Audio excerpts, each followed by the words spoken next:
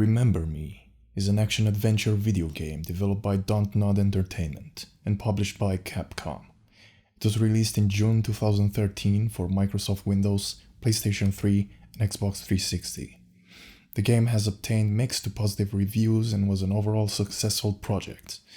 In this video, I will be discussing some of the occult symbolism I found through its philosophy and design elements and offer an alternative perspective to what the game actually transmits to its users.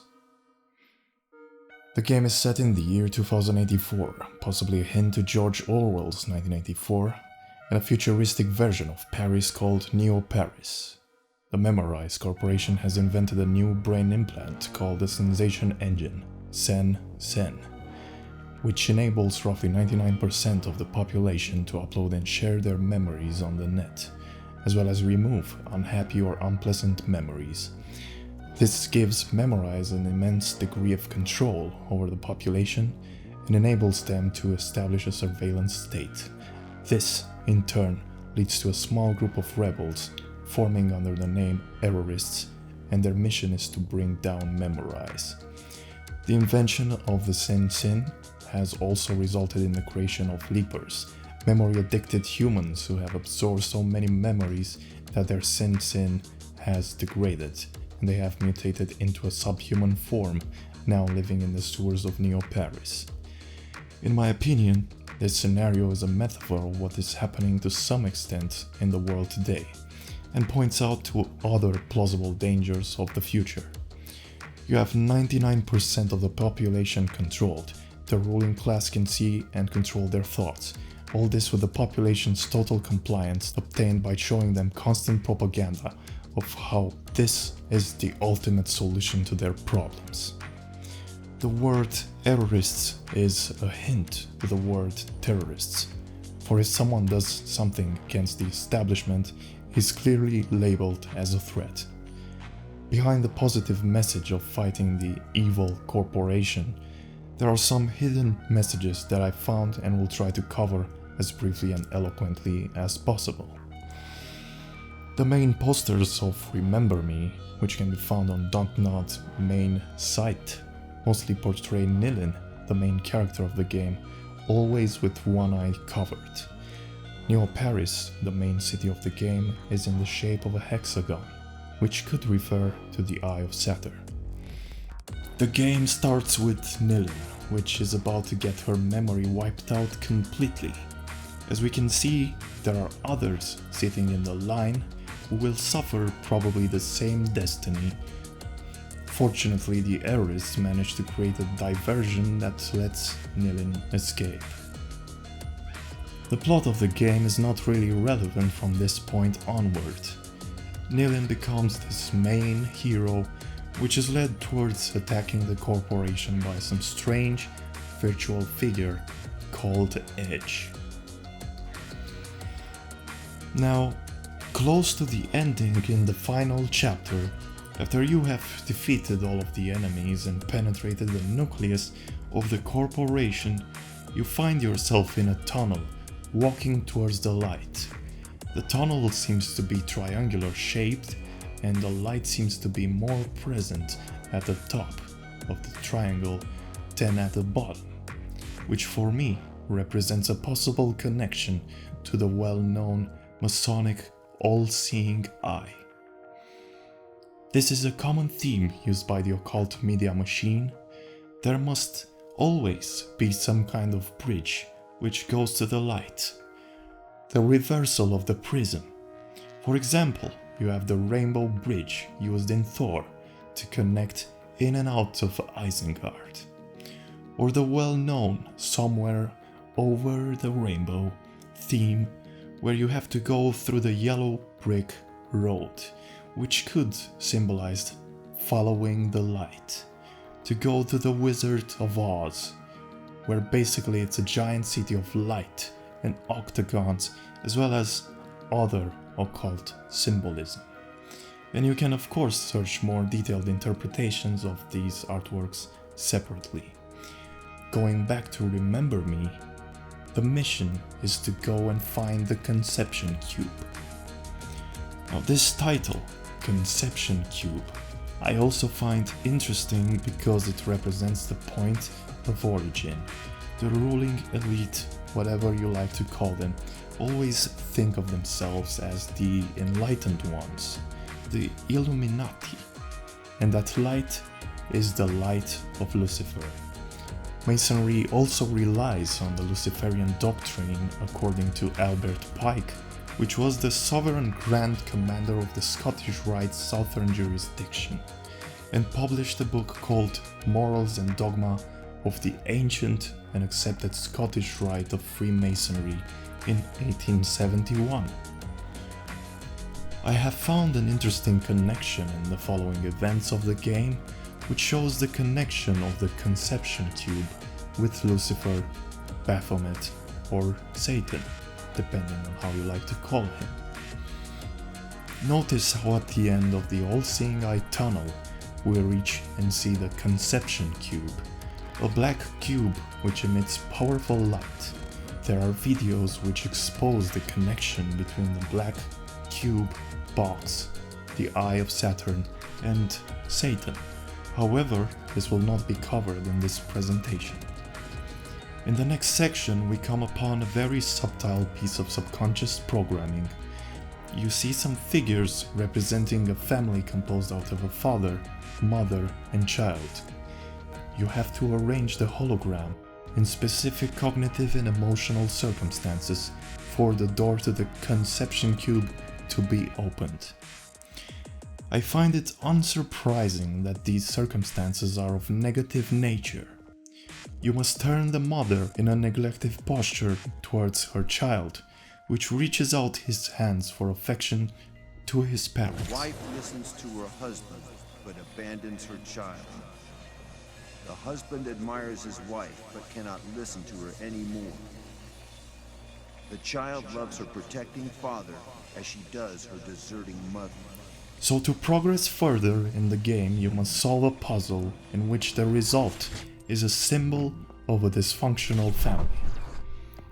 One might say that it's a memory password and that it portrays an unknown, important personal memory of the past. To which I will reply that it doesn't synchronize with the context of opening a door. Furthermore, why would Charles, Nillian's father, select a negative memory of his past as the password to his laboratory? It makes no sense. I believe this is a case of social engineering the user to commit a negative ritual just to progress in the game and reach the Conception Cube. Now, in the movie 2001, A Space Odyssey, we see a black rectangular shaped object also having an important significance in the history of man. First, the object enters an alignment with the moon and the sun, after which it appears on Earth in what seems to be a prior to the existence of humans time frame. Then somehow it alters the consciousness of the monkeys in a way that ensures their evolution and progress, which goes beyond their species limitations. Specifically, the monkey discovers the ability to use weapons, in this case a bone. With this weapon and the ability to learn, the monkey tribe excels in their confrontations with the other tribes, and perhaps this is the origin point of what will become the human intellect, for as the bone is thrown to the sky as a gesture of victory, the scene moves slowly towards the sky where we see the human's finest achievement, traveling through space.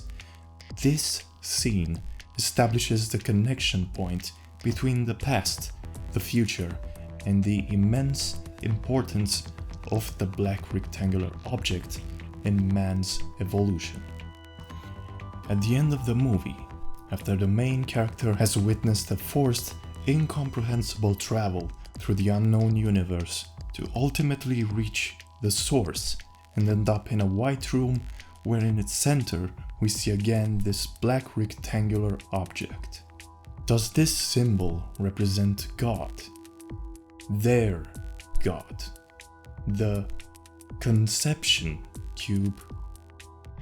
Interestingly enough, the white corridor with statues which precedes to this area is very similar to the White Room in 2001, A Space Odyssey, where the main character meets the source, the rectangular black object. As in Space Odyssey, here our main character also goes through a white corridor in search of the Cube of Conception, which is also a source. By analyzing further the symbolism in this game, we can again reconfirm that the black cube has a connection to Lucifer, the light bearer. In the next segment, after we have opened the door to the Conception Cube, we see its creator in a certain series of scenes which portray his hand's position in a repetitive stance. The right hand is always pointing up, while the left hand is pointing down. They remain in this position regardless if he stays up or in a seated position. 2 fingers are outlined in white by his gloves. I do not think this is a random design, as when he sits down, the final piece of the symbolism is unveiled.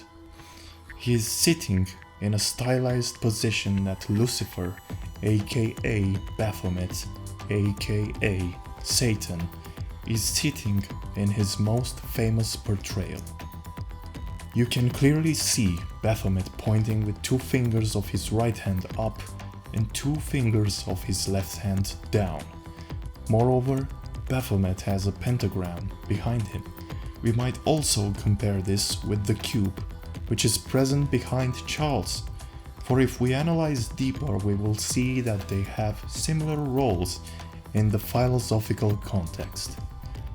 Now, if they would make the character of the game hold his fingers exactly like Baphomet, I think it would be a little too obvious. But still, we have the glove outlining the 2 fingers of the right hand, and I think this is not a coincidence, as the following message in the game objective is a traditional satanic child sacrifice. The objective is shown exactly in the moment where the character stays in the ideal stylized Baphomet position and gives the order to make him kill his own child.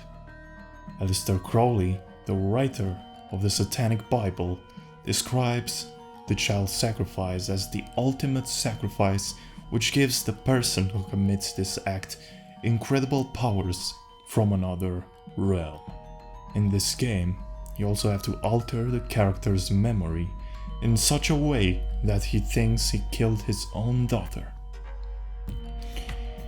Even if the death is fictional, we still have to pay attention to the symbolic nature.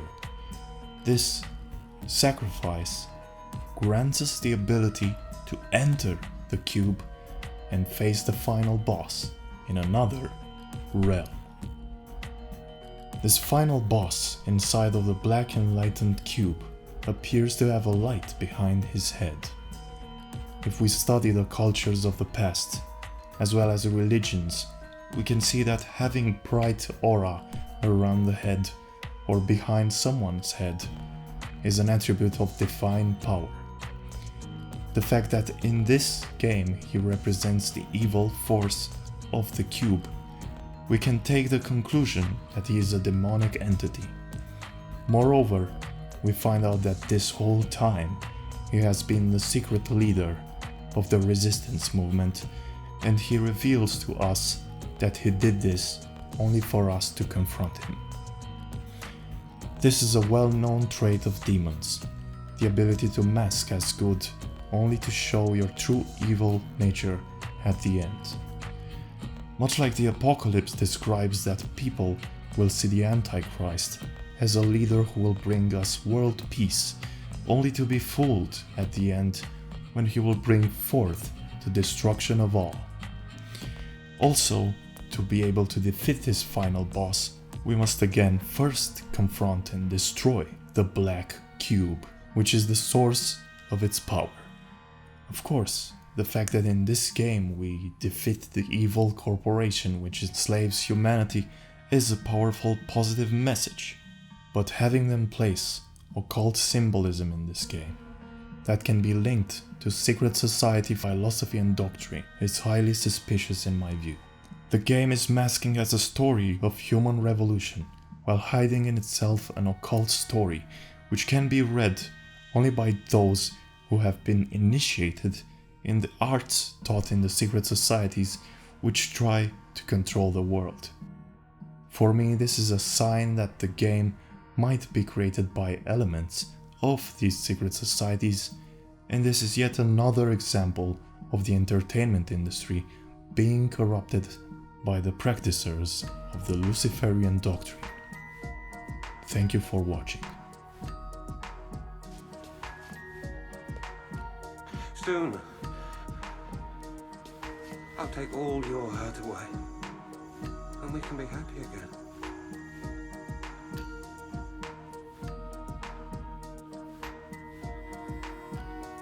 And then I'll free the whole world from pain.